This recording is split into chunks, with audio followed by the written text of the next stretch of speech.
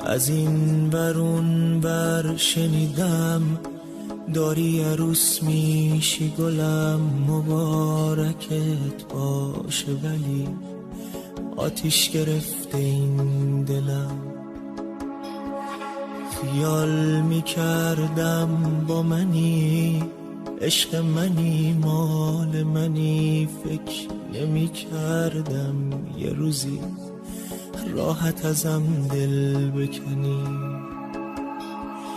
باور نمیکردم بخوای راست راستی تنهام بذاری، آخه یه عمر همش بهم گفته بودی دوستم داری، گفته بودی عاشقمی، به پای عشقم میشینی، میگفتی هر جا که باشی خودتو با من میبینی.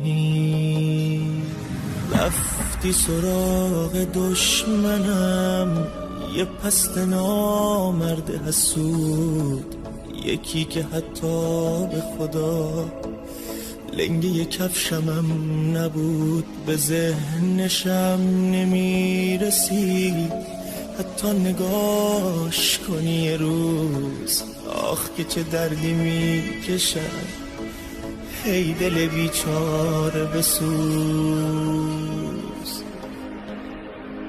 با این همه ولی هنوز عشقت برام مقدسه، همین که تو شاد باشی و بخندی واسه من بسه.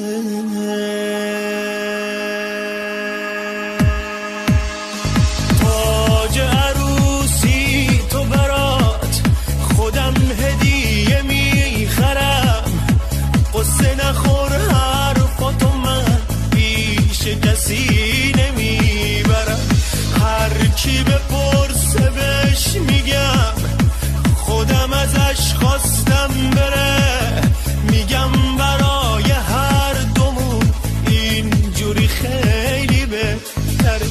تاج عروسی تو برات خودم هدیه میخرم، قصه نخور حرفاتو من پیش کسی نمیبرم. هر کی بپرسه بهش میگم خودم ازش خواستم بره، میگم برای هر دومون اینجوری خیلی بهتره.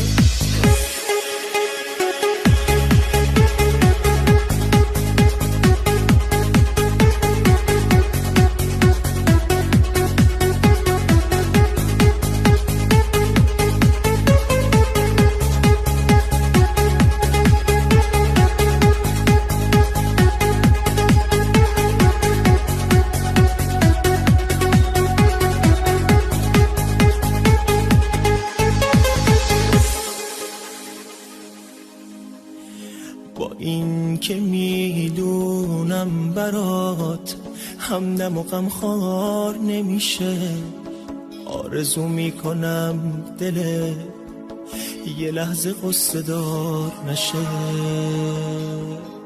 با این که میدونم یه روز تو رو پشیمون میبینم، همیشه از خدا میخوام چشماتو گریون نبینم.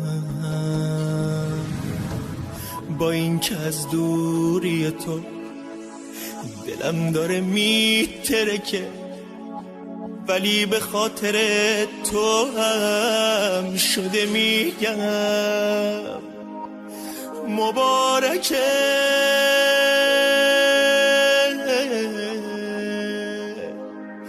مبارکه.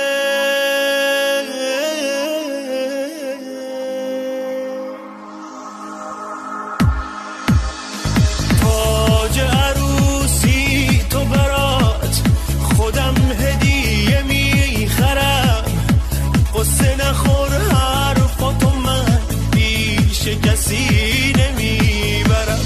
هر کی بپرسه بهش میگم خودم ازش خواستم بره،